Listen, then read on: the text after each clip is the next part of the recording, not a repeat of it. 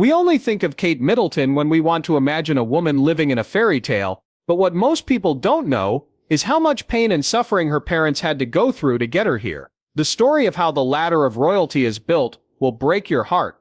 Let me tell you, it's not a pretty sight. There were two regular people building a life that would later be torn apart by public notice before Kate Middleton ever stepped foot in a palace. This was before the cameras, the titles, and the controlled smiles. It's not like Carol and Michael Middleton were royalty, powerful, or safe. They came from jobs, routines, and humble starts that required hard work every day. That base is important because it explains everything that happened afterward, even the sadness. Carol Goldsmith grew up in London in a working-class family. Her dad worked as a builder, and her mom had several part-time jobs to support the family. There was no money that was passed down, no safety net, and no social power. Instead, there was drive and an awareness that security had to be built by hand, one choice at a time. Carol developed that way of thinking early on, and it would guide all of her big decisions as an adult. Tabloids later said that Michael Middleton's past was aristocratic privilege, but it wasn't. On paper, it looked more stable. Even though his family had ties to British business and a distant line of aristocracy, he was still raised with a focus on work, expectations, and structure. Michael had rules about how he could work, study, and live. He wasn't raised in style, he was brought up to be stable. They worked together for British Airways. Both worked in flight jobs that required them to be reliable, follow rules, and work long hours. Instead of romance or showiness, their relationship grew out of busy routines and a sense of duty. Before they got married in 1980, they didn't want to be famous. They were building a useful life by getting jobs and making small steps forward. When they first got married, they were careful with money. They were careful with their money and lived within their means. After having their first child, Catherine, Carol quit her job and quickly saw a gap in the market while planning kids' parties. There weren't enough supplies, ordering was hard, and parents didn't have any good choices. This thought was not lovely. Logistics played a role. That feature is important because Party Pieces wasn't made to be fun. It was made to solve a problem. Carol started Party Pieces from home in 1987. It was a mail-order company that grew slowly without any backers or big news. Michael later became a full-time employee and quit British Airways to help the company grow. There was risk in this choice. Giving up a safe job to work for a family business meant that everything depended on how well it was run. It worked for years. During the 1990s and early 2000s, the business grew steadily. It grew its selection, made its delivery better, and finally moved into bigger spaces. The kids helped out in a casual way by packing boxes and being there when things got busy. The company paid for their schooling, which included private schools and then college. This is where public stories start to make reality less clear. The Middletons didn't get into elite circles by inheriting money. They got money to pay for it. Every step up the ladder, every school fee and every tuition payment came straight from the business. Later, people who liked the word privilege more than explanation would not care about that difference. When Kate met Prince William at the University of St. Andrews, Party Pieces was safe and making money. The Middletons had a lot of money, but they weren't immune to being harmed. Their money came from the business. It wasn't spread out among different trusts or assets. In the end, this dependence turned into a weakness. The Middletons were sucked into a world they had never wanted to be a part of when Kate's relationship with William became public. The press became more interested. People looked closely at their business. Their past was looked at. People freely argued about their social standing. Their private decisions were no longer secret for the first time. Among them, Carol turned into a lightning rod. She was portrayed as eager, controlling, strategic, or smart at different times. There was no evidence to back up any of these titles. These ideas were forced on a woman who had built a business and wanted her kids to have a stable life. But the story stuck, and it never really went away after that. Michael stayed silent and less noticeable, but the stress made him feel bad too. Even though he liked his privacy and routine, he found himself living next to an institution that thrived on publicity and meaning. The Middletons were told to behave perfectly, but they didn't know what that meant. Even so, the family tried to keep things regular for as long as they could. They didn't try to hit up the reporters. They didn't charge for entry. They didn't talk about their lives. When things changed, They would forget how restrained they were. This part of the story isn't sad because of the loss. It's sad because it's so fragile. Momentum, care, and balance were important to everything the Middletons had built. All of those don't do well in the spotlight. The same hard work that made them successful also made it hard for others to mess up. It wasn't just a business for Kate's parents when she married into the royal family in 2011. They stood for things. Expectations were with them everywhere. There were doubts about any results. Any mistake stood out more. The safety of being anonymous was gone for good. What used to be an easy family story about working hard and getting ahead was now frozen in time, waiting for stress to show all the cracks, and worry was coming. The Middletons were already carrying a lot of weight they didn't ask for when the world changed. Party Pieces wasn't just a family business anymore. It was a sign that a future queen would come. It changed how every success and failure was seen because of that connection. What used to be a normal business risk now had consequences for image. Party Pieces followed a steady pattern for many years. Demand based on the season, kids' parties, school events, weddings, and birthdays. People came together, which made the business plan work. The orders came early. The stock moved steadily. Warehouses worked in a rhythmic way. That beat wasn't stable, even though it looked like it was. As online shopping grew, so did the competition. Prices are lowered by bigger sites. People's habits changed so that they valued ease over selection. Party Pieces slowly changed by adding new lines of products and making their business more up to date. But the core model was still weak. It depended on physical events going on without stopping. That was when the flu hit. Things stopped within a few weeks. Parties were called off. Schools were closed and get-togethers stopped happening. The demand that kept Party Pieces going almost overnight fell apart. There wasn't a slow decline. It stopped all of a sudden. Orders stopped coming in. Stock didn't move. Fixed costs stayed the same. The cost of storing things did not stop. The duties of the staff did not go away.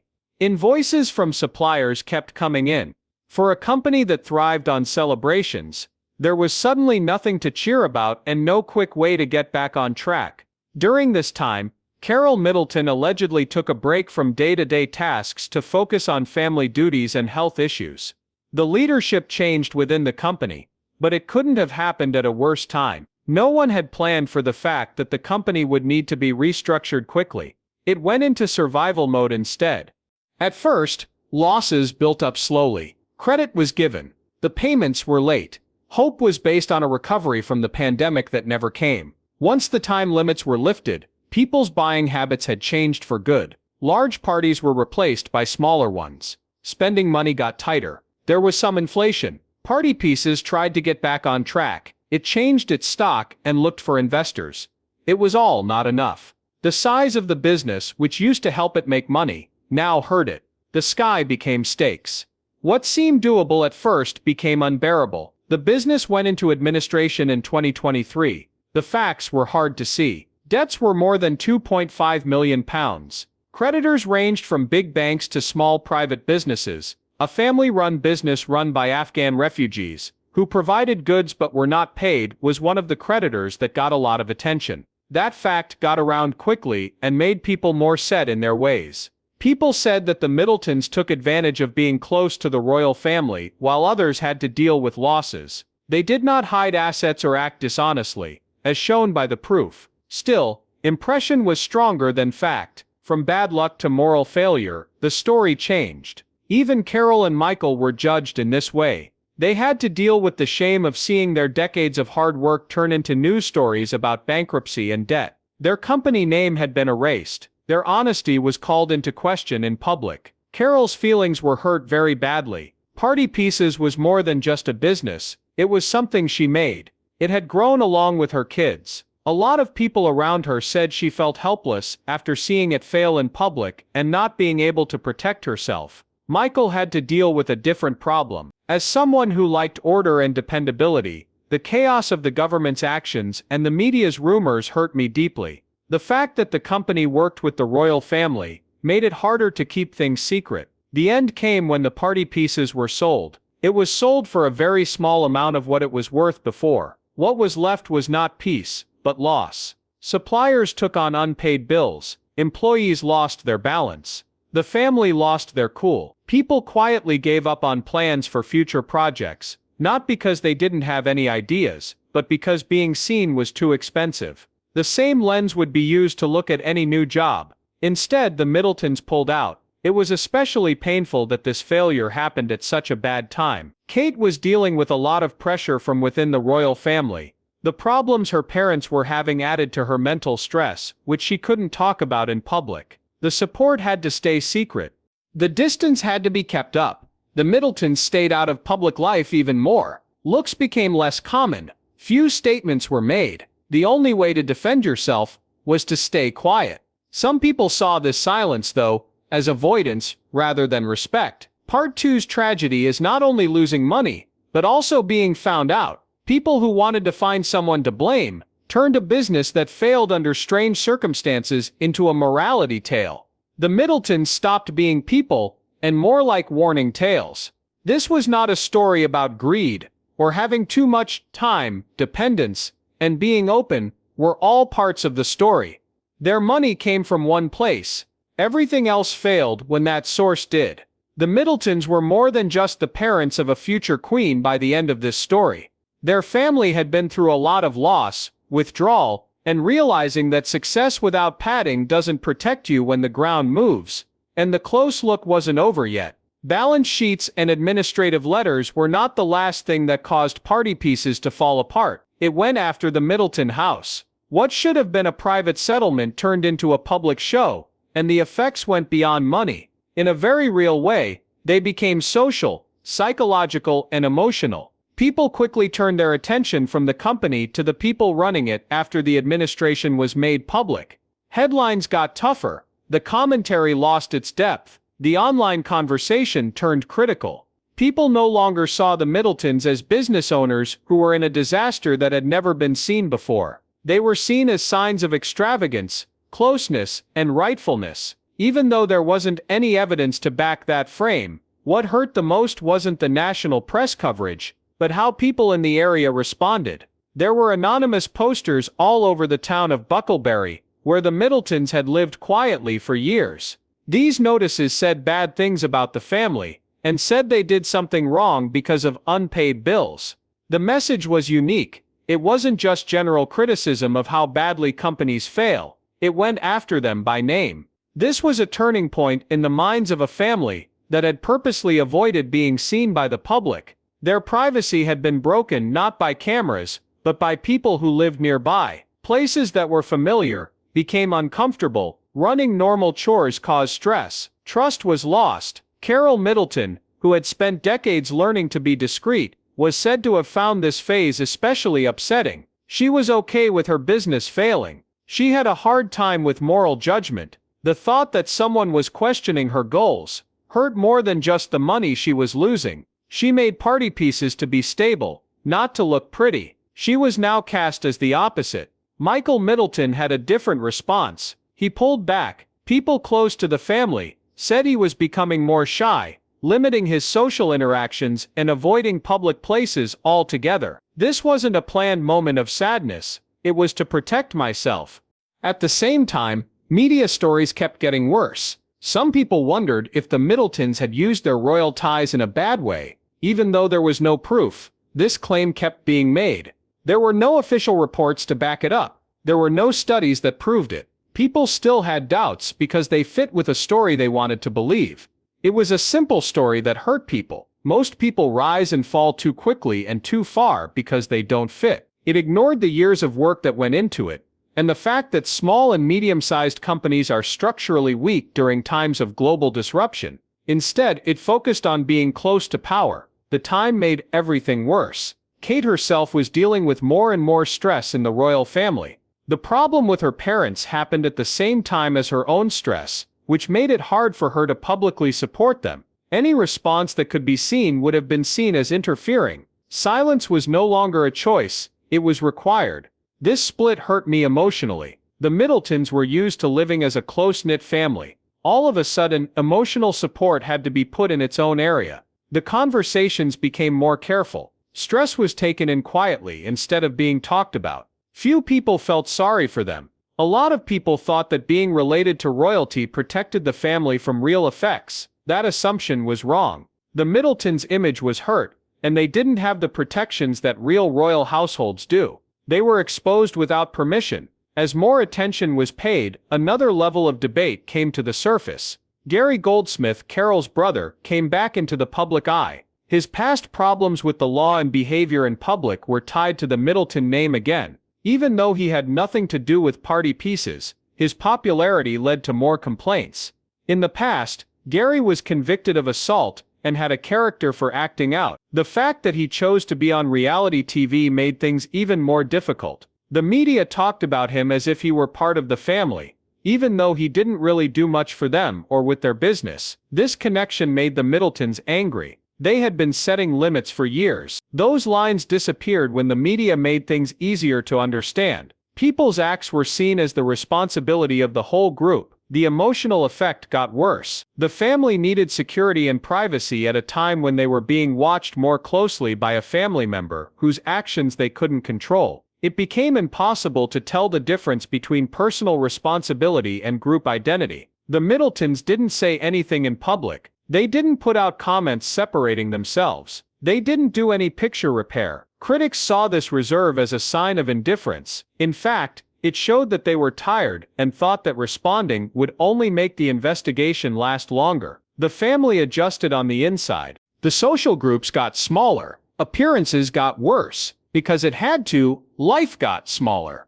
At this point, there was no loss. I had to stay alive. This phase is sad not because of the hostility, but because of the imbalance. The Middletons were to blame for a business failure that happened under very strange conditions, but the blame went far beyond what they did. They were judged by the public, without a cause, a defense, or a way out. The story of them turned into a warning that was told out of context. Few people talked about how hard it was to see decades of work go down the drain, while being told it was worth it. The Middletons had changed by the end of this time. Not broken, but changed. No longer did people trust secrecy. There was a loss of faith in truth. It was clear that exposure came with a price. When the noise went away, what was left was distance instead of clarity. The Middleton family did not rebuild in public. They didn't try to explain things or come up with salvation stories. They decided to pull back instead, which was less of a strategic choice and more of a decision based on tiredness. Years of being watched had taught them that being seen no longer gave them chances. It only left room for opinion. They went on a quiet, planned vacation. Social appearances got even worse. People skipped public events. Long-standing habits were changed to lower risk. This wasn't being alone, because of shame. It was an attempt to take back control of a life that had been slowly losing its limits. People used to say that Carol Middleton was always active and hands-on, but she slowed down a lot. People who knew her noticed a change from focusing on others to protecting herself. She had been building something for most of her adult life. She had to face the fact that building again would mean exposing old wounds she couldn't afford to do. Michael Middleton did the same thing. His answer was always the same. Lessen the risk. Keep your safety. Keep what's left safe. He had always put security ahead of attention. The events of the past few years fully confirmed that instinct. The family relationship changed as a result. Talks stopped being about goals and started being about how to reach them. The focus shifted to health, well-being, and keeping the group together when things got tough. The family used to be driven by ambition, but now they are more cautious. This wasn't a lack of spirit. Experience made them change their minds. Kate had a lot of responsibilities during this time. As Princess of Wales, she took on more public duties, while her parents' private lives got smaller. She couldn't say in public that they were having a hard time. Any comment could have led to more rumors or made them look defensive. Help had to be given behind closed doors. This split up caused emotional stress. The Middletons were used to being involved in their kids' lives without any limits. Now, distance was necessary because of the situation. Even being close was dangerous. Their presence might make people talk. It's possible to get the wrong idea from their absence. There was no middle ground. At the same time, Bigger stories about class and belonging kept going around. People often saw the Middletons as outsiders who went too far. This way of looking at it didn't take into account the fact that they hadn't tried to become royalty. Their daughter had. The difference wasn't respected very often. This misunderstanding turned into something quieter that would last longer. The idea that hard work is only praised when it threatens existing power structures, when that line is crossed, success starts to look sketchy. Failure can teach you something. People looked up to the Middletons as an example, a warning about ambition, and a reminder of what people think are their limits. This symbolic role wasn't chosen. It was given to them. It kept following them even though they were quiet. The stress was made worse by Gary Goldsmith's continued public attention. Each visit brought up memories that the Middletons had tried to forget. They couldn't change what he did, but his actions kept coming back to haunt them. This dynamic made a painful truth even stronger. Family ties don't break when things get tough. Their weight goes up. In spite of everything, there was no public breakdown, interviews, or complaints. Restraint stopped things from getting worse but didn't allow for closure. The Middletons wouldn't perform the story, so it never ended. What is still tragic is not a single fall but a series of them. Years of hard work paid off. Success got people's attention. Attention took away privacy. Crisis showed where people were weak. After that, judgment without proportion came. They didn't lose everything though. They kept their family ties. They kept their honor, but they could no longer live in secret. That loss can't be measured or made up for. Their story is awkwardly caught between two different worlds. It's too normal to be royal, too public to be private, and too quiet to defend themselves in a culture that values showiness. In the end, the family didn't offer any lessons, say anything about being strong, or tell a story of reinventing themselves. They just kept being absent. People often think that silence means retreat when it's not. Really, it's a refusal. We won't let our own pain become fun for other people. Not willing to turn loss into content. Refuse to give explanations for a life that was never meant to be seen so closely. This is where the story finishes, not with peace or forgiveness, but with quiet determination. The Middletons keep going, experiencing things they never wanted to, and having results they didn't expect. The tragedy is not just the fall, but also what happened afterward. The knowledge that attention never really leaves once it's there. And that too much time spent with history can ruin even the most careful lives. This is not a story about a king or queen. That one is a person, and it's still not over, because real life doesn't usually have endings.